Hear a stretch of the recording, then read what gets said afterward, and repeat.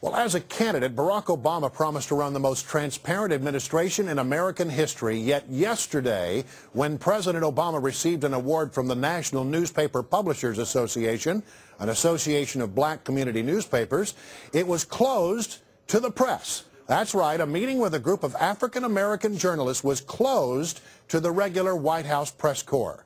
I want to add a point of personal privilege on this story. There's an old saying in Washington that presidents come and go, but the press corps endures. Over the past 25 years, I've covered presidents from Reagan to Obama, and I personally have never witnessed more restrictive rules laid down by the administration about who may and may not cover events involving the president and the vice president of the United States.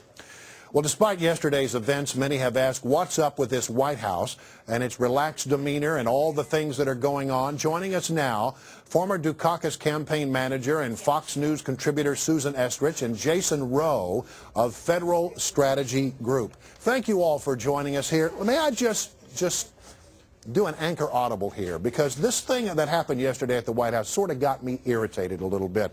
Here we are, an administration that says they're going to be transparent.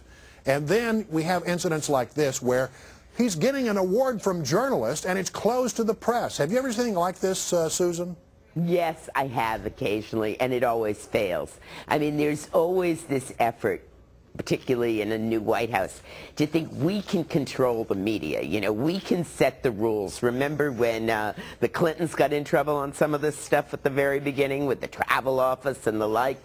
You can't do that, and I think they're stumbling along a little bit here, and I think closing that to the press yesterday was frankly just a mistake, and they're making a few of them. This is not the only example where this has happened. Jason, any thoughts on this? Well, you know, I've been involved in a lot of campaigns in my lifetime, and usually when I'm trying to restrict the press access to that event, that's because I don't want them to see something that's going on in there. Oh, really? And I just don't know what could happen at an event like that that would be so incredible that they need to keep the press from witnessing it, especially when it's in a room full of journalists. Well, you know, right. I had a similar thing down in Miami, Florida, where the vice president showed up to speak to the AFL-CIO executive committee, and they allowed a few print reporters in, but they wouldn't allow TV cameras in. Now, here we are talking about perhaps one of the largest issues of our time, which has to do with this card check law, the Free Choice Act, as some call it, and this was definitely on the discussion. Everybody ought to have an access to how that discussion went,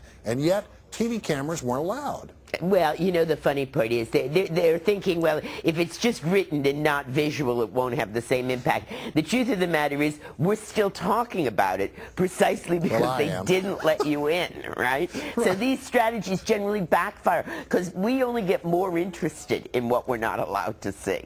All right, let me ask you another question. A lot of it has been said about it, and I don't want to beat a dead horse. I would never beat a dead horse, or even a live horse for that matter. But the bottom line here is that a lot of discussion yesterday about this comment that the president made on the Leno Show about his bowling, and he looked like a Special Olympian, and it didn't really strike the right note. No. I'll give the guy credit. Textbook response to this in trying to fix something that was about to spiral out of control, right? Right. What do you think about that, Jason? Well, you know, listen, I'm not in the business of defending President Obama, Abbott, but I got to tell you, reaction to it was that a lot of people need to get thicker skins. He certainly did not mean that, nor would anybody expect that he would mean that to be malicious. And, you know, he was just trying to be funny on a late-night talk show, which might not be the best place for him to be during the current economic crisis.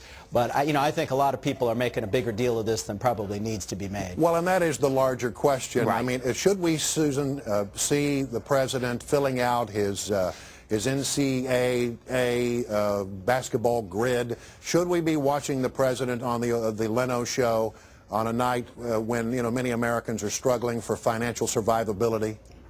Well, you know, I think strategically, if you're in the situation in the White House, you could second-guess those decisions pretty well. I mean, you could say that the Special Olympics joke is exactly the sort of way people talk on the Leno Show, which is why presidents generally don't go on the Leno Show. But I think he's trying to connect with people, and I think he's still, you know, it takes a new president time to sort of get his bearings and for them to get their bearings in dealing with the press. Now, you guys are a couple of sophisticated hands about how things work in politics. And you've seen over the years where you start to get in this town calls for somebody to resign, somebody to step down. It would seem that a lot of people right now, based on this AIG bonus debacle, have their sights set on Secretary of the Treasury, Timothy Geithner. Your prediction on how that's going to resolve itself in the coming week? Well, we talked about the NCAA brackets, and President Obama had a record in the first round of 19-13, which was pretty underwhelming. And the only thing more underwhelming so far in his administration has been Geithner's performance. I think that he's going to stand by him as long as he can, but already Democrats in the Senate and the House are making noise about the fact that he may have worn out his welcome. May or may not be his fault, but I just think at this point he's become more of a liability than an asset to the administration. Susan, last word. I think Geithner stays. I don't think they can admit that the Treasury Secretary has to go, because then the spiral goes, well, he just knew what you knew, et cetera, et cetera, et cetera. All right, do you think other people knew what was going on there, Susan? Of course. And you think we'll find out who that was?